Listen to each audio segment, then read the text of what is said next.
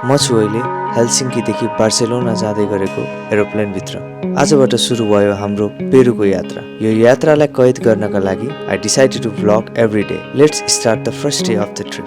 Hello guys, welcome back to my channel. अहिले बजेको छ बिहानको अलमोस्ट 11। पछाडि देख्न सक्नुहुन्छ मैले सबै कुरा प्याक गरेर सबै कुरा रेडी राखिसकेँ। मैले राइडिङ गियरहरू चाहिँ यस ठुलो लगेजमा राखिरहेको छु है।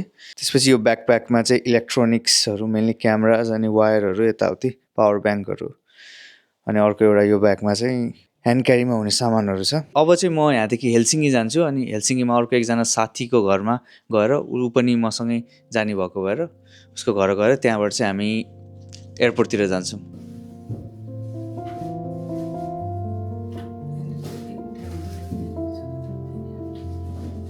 मामुले चाहिँ यहाँ मामुको करेसाबारी देखाउनु रे। हाम्रो यहाँ बाल्कोनीमा चाहिँ यहाँ मामुले के रोप्सेको छ। प्लिज हो माइक्रोफोन। हेलो एभ्रिवान, यो चाहिँ मेरो करेसाबारी हो। यो हाम्रो नेपाली फर्सीको बिउ। यो चाहिँ मेरो अखबारी खुर्सानी हो। अखबारी खुर्सानी नेपालबाट ल्याएको होइन।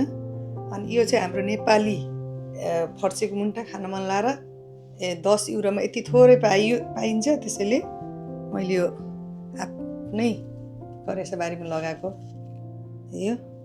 अनि यो चाहिँ हाम्रो नेपाली गाभा, स्पेसल साउन महिनामा खाइन्छ, सोमबारको व्रत बस्दा। अनि जहाँ बसे पनि जे गरे पनि आफ्नै खानेकुरा प्यारो हुँदो रहेछ। यो चाहिँ नेपाली काँक्रा हो। यो काँक्राको बुटो। यो चाहिँ घिउ सिमी हो। अनि स्पेसल यो अखबारी खुर्सानीको बुटा चाहिँ यो भल्लै यति सम्भवको छ। यो चाहिँ अखबारी खुर्सानीको बुटा। अनि यो चाहिँ हाम्रो अर्को गाभा। यो त तुलसी काठमाडौँबाट हामीले बिउ मगाएको। यो तुलसी भनेर यो कुन पसलले यसरी झुटो बिउ दिनुभएछ, कृपया यस्तो नगरिदिनु होला। यो हाम्रो तुलसी भनेर हामीले यति पूजा गर्नलाई यस्तो बिउ राखेको। आखिरी यो चाहिँ के पर्यो भने चाहिँ बनमारा भनेर देखायो गुगलमा सर्च गर्दा। यो चाहिँ हाम्रो नेपाली हजारी भन्छन्, सयपत्री पनि भन्छन्, हाम्रोतिर चाहिँ हजारी भन्छन्। त्यो बिउ यो चाहिँ हाम्रो नेपाली रायोको सागको बिउ। एकपटक लगाएर खाइसक्यो। अब यो समर सिजन लगाइसक्यो, हुन्छ कि न हेरौँ। पहिलाचोटि त भएको थियो। मेरो छोराको यात्रा शुभ रहोस्, एकदम जयफुल रहोस्, सेफ्टी रहोस्, सुरक्षित साथ रमाइलो गरेर घर फर्कियोस्। बाबा पशुपतिनाथले रक्षा गरून्।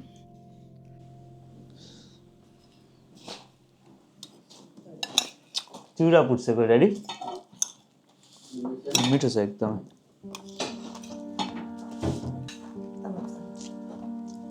यता यहाँबाट अब आज बार्सिलोना गएर राति 8 बजे 4.5 घन्टाको फ्लाइट छ। त्यसपछि फेरि अनि हजुरको भोलि 1 बजेदेखि 12-13 घन्टा फ्लाइट छ। टाढा घुम्ने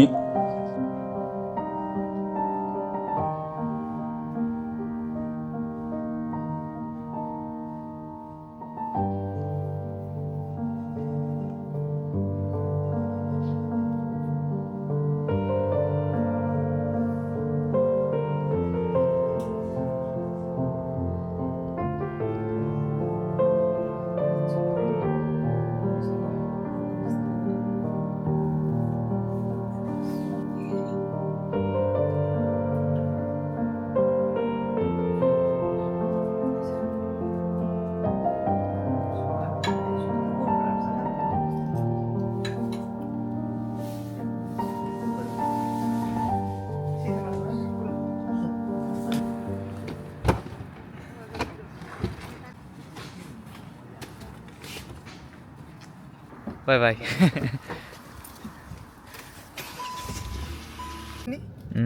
आफ्नो गाडीको चाहिँ लाइट ठ्याक्कै सबै सियो, त्यही हात बसेको एक हाते भन्छ नि, त्यस्तो हुँदो रहेछ कि।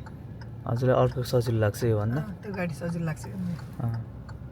त्यो स्पिडमा मोटरवेमा चाहिँ त्यो यो गाडी ठिक लाग्छ। तर यतातिर चलाउँदा चाहिँ सुरुमा आफूले गर्दा चाहिँ त्यही चलाएपछि एकछिन चलाएपछि मोटरवेमा चाहिँ सुइसुइसी कुद्छ। कहाँ गइस्? यतापट्टि कता छस्?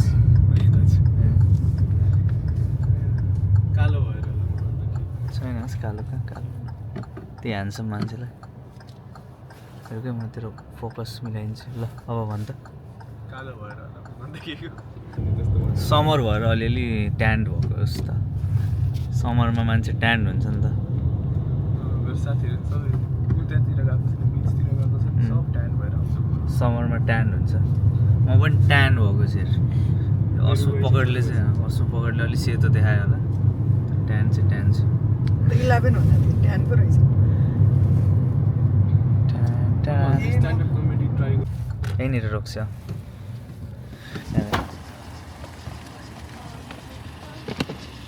ल ओके गर्छु काम गर्ने होला आउटफिट गर्छु ब्लग दिँदैछ ओके बाई बाई आज टक्कर भाग्यमानी हुनु बाई बाई ल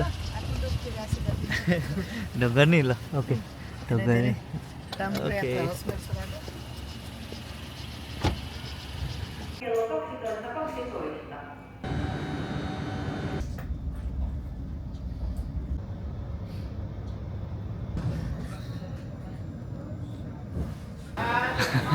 ब्रोले चाहिँ मलाई पिक गर्न आएछ ल क्या यार ब्रो त पुरा भएर आएको छ यार ल खिचोस् लेट्स गो कस्तो भइरहेछ प्रिपरेसन कतिको छ त केही पनि छैन अब बल्ल गएर प्याकिङ गर्ने हो okay I mean I know everything थाहा छ के छ भन्ने कुरा ओके भर्खर जिमबाट आउँदैछु अब going have a very good lunch होइन मैले त केही खाएको छैन ब्रो बिहानदेखि आम देयर फर ब्रो मैले एकदम दामी ब्रोलाई केक पारेर खाउँछु कबै जान्छ भोक लागिरहेछ खै छिटो खानुपर्छ अब यता यता घरतिर जानु पऱ्यो नि त्यसको लागि जग्गा जग्गातिर गएर भयो ओके ब्रोको चाहिँ घर घर टुर गरौँ है त let's see secret there is no lunch let's go lunch छैन already wait let's go Welcome home.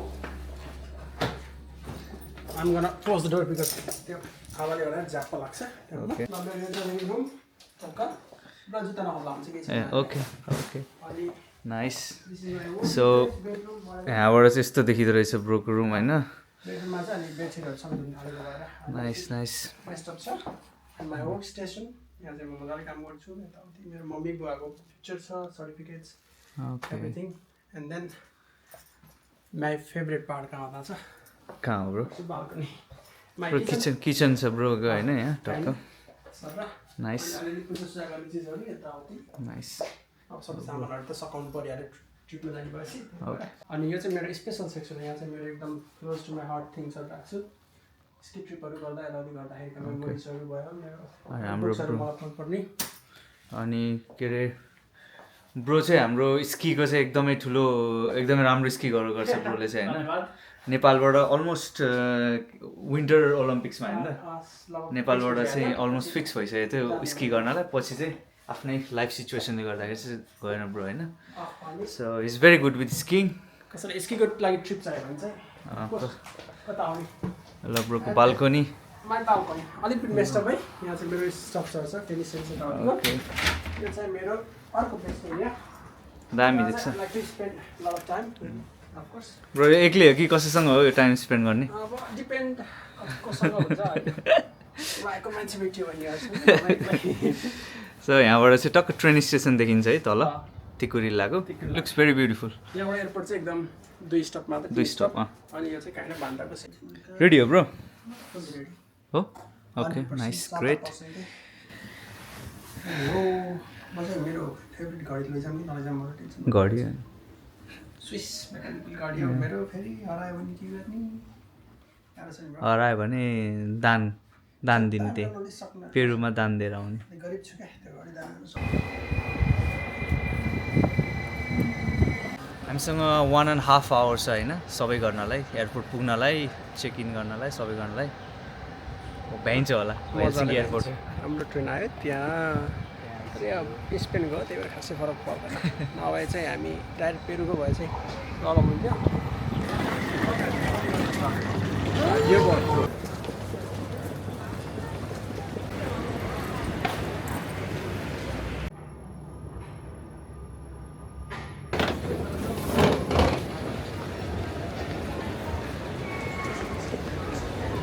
Bro check in गरौँ होइन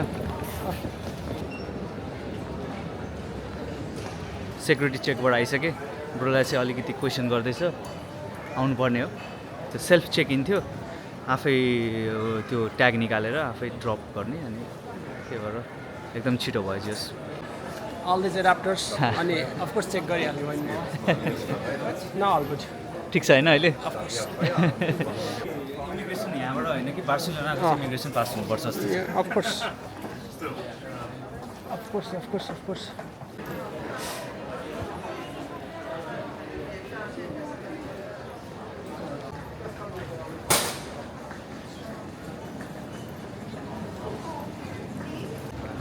Let's go bro get 12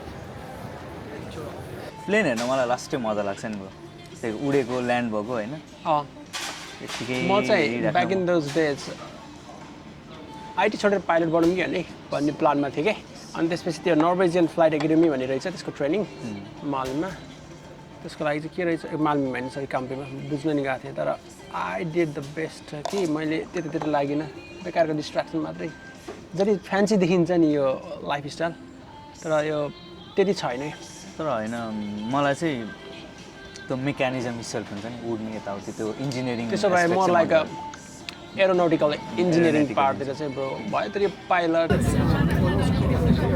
Los cinturones se abrochan, ajustan y desabrochan tal como estamos mostrando.